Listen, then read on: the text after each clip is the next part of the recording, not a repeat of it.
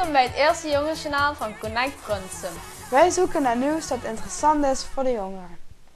We hebben al 2 krantjes gemaakt, houden een website bij en binnenkort versturen we onze maandelijkse nieuwsbrief.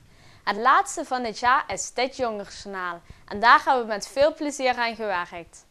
We zijn op pad gegaan en hebben 5 items uitgekozen.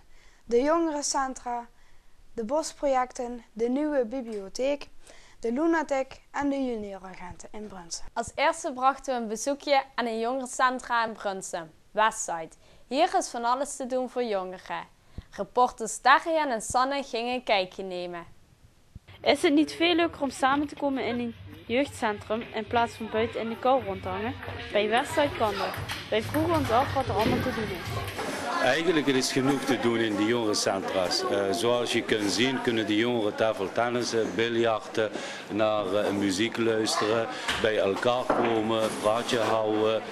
Dan zijn ze bezig in het jongerencentrum met dingen die ze zelf ook willen, in plaats van dat ze op straat blijven hangen. Waar liggen die centra precies in Brunsum?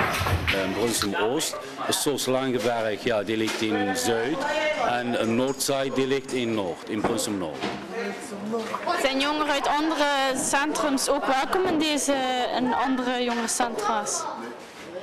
Zeker, iedereen is welkom.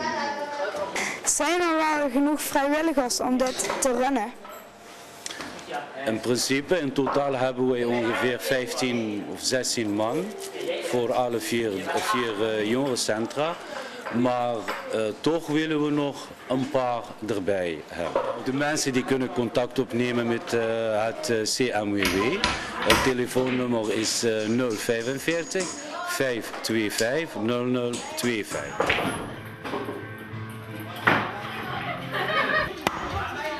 We hebben het gezien, je hoeft je niet te vervelen in Brunsum door de week. Dat zag er gezellig uit.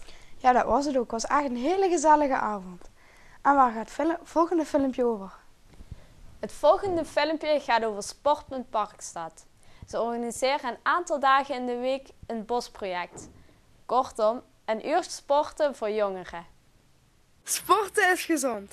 De gemeente Brunsum wil de jeugd stimuleren om meer te sporten. En daarom doen ze in Brunsum Oost en Brunsum West mee aan het landelijke bosproject. Waar staat BOS eigenlijk voor? BOS B staat voor buurt, de O staat voor onderwijs en de S staat voor sport. Dus buurt, onderwijs en sport is het eigenlijk. Wat is het doel van het bosproject? Om de jongeren meer aan sporten te krijgen eigenlijk. Voor welke jeugdgroepen is het eigenlijk bedoeld? Het is voor jeugd van 4 tot en met 19 jaar. Wat wordt er zo al gedaan? We organiseren eigenlijk allemaal verschillende sportprojecten. Hier tijdens de boslessen gaan we eigenlijk een soort gymlessen geven. Op maandag hebben we dat 1 uur en op woensdag hebben we dat 2 uur. Dan worden allemaal soorten sporten aangeboden. Dat kinderen kennis maken met allemaal verschillende sporten.